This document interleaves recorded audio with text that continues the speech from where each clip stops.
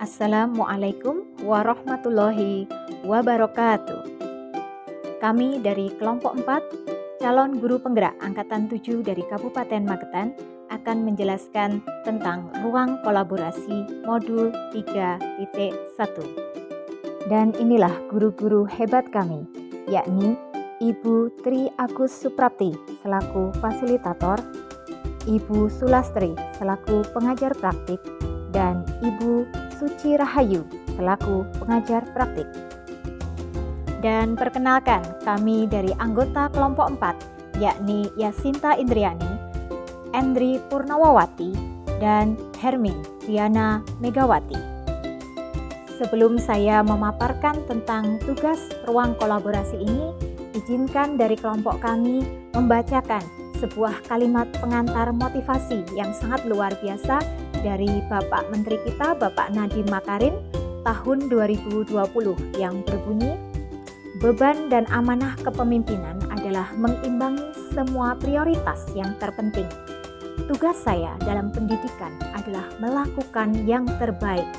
Apa yang diinginkan kadang-kadang belum tentu itu yang terbaik. Dan untuk membuat perubahan, apalagi perubahan yang transformasional, pasti ada kritik. Sebelum mengambil keputusan, tanyakan apakah yang kita lakukan berdampak pada peningkatan pembelajaran murid. Nadiem Makarim, tahun 2020. I'm starving. Farmer's gone. This boy is lazy, and I get no food. What am I gonna do? Pig? Pig, what's the problem? Problem? Problem? It's obvious, isn't it? I'm starving.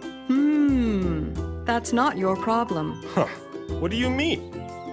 I'm hungry, and that lazy kid isn't doing his job. Right, but that's his problem. Your problem is where can you go to find some food? Me? Find food? Exactly. What are your options?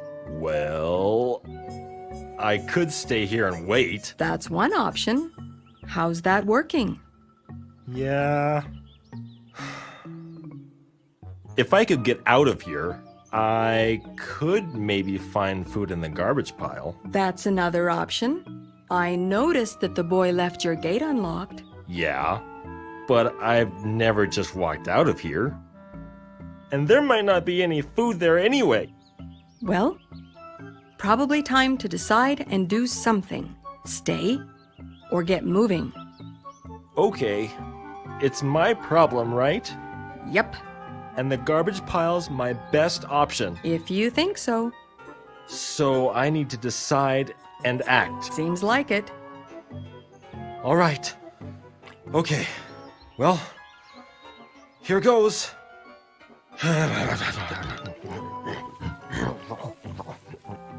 Hey, sheep. This is great stuff. Well done. Luar biasa sekali video tadi, semoga mampu meningkatkan motivasi kita dalam pengambilan keputusan, dalam pembelajaran pengambilan keputusan. Dari pembelajaran ini, tujuan pembelajaran khususnya yakni calon guru penggerak dapat berbagi, berkolaborasi, dan menerapkan keterampilan pengambilan keputusan berdasarkan 4 paradigma, 3 prinsip, dan 9 langkah pengambilan dan pengujian keputusan. Kasus yang kami sepakati yakni kasus yang terjadi di Taman Kanak-kanak Aisyah 1 Magetan. TK Aisyah 1 Magetan adalah TK pertama dan tertua di Kabupaten Magetan dengan kualitas yang baik selama ini. Pada tahun ajaran ini, Ibu Yasinta selaku guru kelompok Ar-Rahman mendapati salah satu anak di kelasnya memiliki gangguan perilaku. Setiap hari anak X marah tanpa penyebab dan melampiaskan kemarahannya pada sekitarnya, baik teman, guru, maupun wali murid dengan melempar mainan, memukul, meludahi, bahkan berkata yang tidak pantas.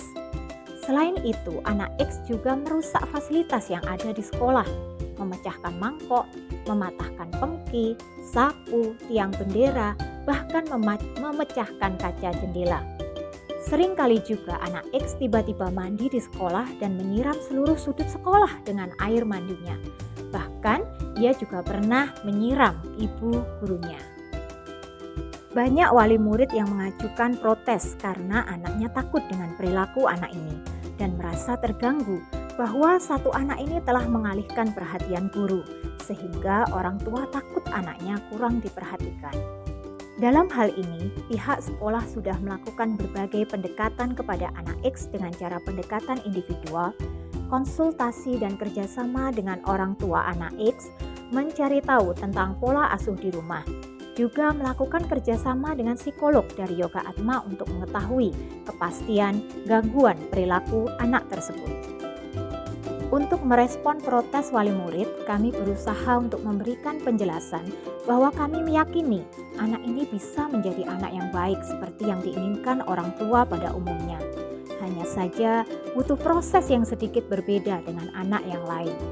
Untuk pendampingan individu, karena atas saran psikolog satu anak ini harus dipegang satu guru, maka kami guru satu sekolah bergantian melakukan pendampingan belajar dan bermain agar tidak terjadi kecemburuan apabila satu guru itu saja yang terus mendampingi satu anak ini. Untuk sementara ini, sekolah juga memutuskan agar sementara waktu orang tua melakukan pendampingan saat belajar di sekolah. Sekolah juga memberi saran bahwa peran pendampingan dari psikolog untuk terapi gangguan perilaku akan bermanfaat bagi perkembangan sosial emosional anak X. Jika situasinya adalah situasi dilema etika, paradigma mana yang terjadi pada situasi tersebut? Apa nilai-nilai yang saling bertentangan dalam studi kasus tersebut? Paradigma yang terjadi pada situasi ini adalah paradigma rasa keadilan lawan rasa kasihan, justice versus mercy.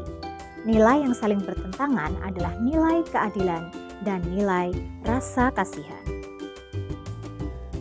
Apa hal yang bertentangan yang terjadi dalam kasus tersebut? Hal yang bertentangan memperhatikan atau fokus terhadap satu anak berakibat merugikan anak-anak lain yang merasa tidak diperhatikan. Di satu sisi, adil dan merata untuk semua anak untuk mendapatkan perlakuan yang sama, tetapi perilaku satu anak ini menjadikan fokus guru beralih ke anak ini, karena juga akan kasihan apabila anak-anak yang lain ditakutkan akan ikut mencontoh juga perilaku anak ini. Berikut adalah 9 langkah pengujian keputusan. Apakah ada unsur pelanggaran hukum dalam situasi tersebut atau uji legal? Dalam kasus ini tidak ada unsur pelanggaran hukum. Dalam kasus ini hanya ada kondisi yang serba salah dan kurang menyenangkan bagi semua pihak. Apakah ada pelanggaran peraturan atau kode etik profesi dalam kasus tersebut atau uji regulasi? Dalam kasus ini tidak ada unsur pelanggaran peraturan atau kode etik profesi. Berdasarkan perasaan dan intuisi Anda, bagaimanakah situasi ini atau uji intuisi? Keputusan yang diambil sudah sejalan dengan apa yang diyakini, yaitu bahwa setiap guru pasti akan menginginkan anak didiknya menjadi lebih baik. Apa yang Anda rasakan bila keputusan Anda dipublikasikan di media cetak atau elektronik atau menjadi viral di media sosial? Apakah Anda merasa nyaman? Tidak ada masalah bagi saya pribadi karena tentunya juga banyak orang yang mengalami hal yang sama, tergantung bagaimana cara kita menghadapinya. Kira-kira apa keputusan yang akan diambil oleh panutan atau idola Anda dalam situasi ini? Keputusan yang diambil sudah sesuai dengan panutan, yaitu keputusan yang dilakukan secara mufakat dan tentunya dengan melihat berbagai pertimbangan, baik dari segi positif maupun negatifnya. Apakah ada sebuah penyelesaian yang kreatif dan tidak terpikir sebelumnya untuk menyelesaikan masalah ini?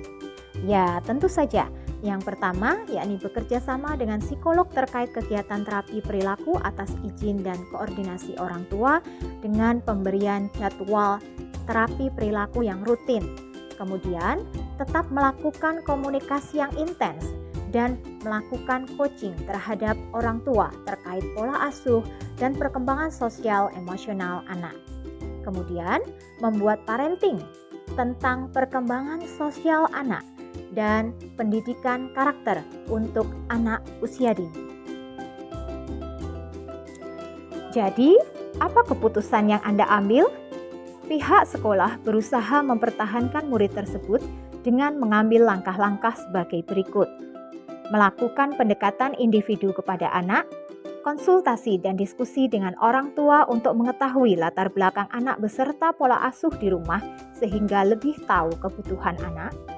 Melakukan pendekatan kepada wali murid lain terkait perkembangan anak bahwa tidak ada ibu yang menginginkan anaknya seperti ini.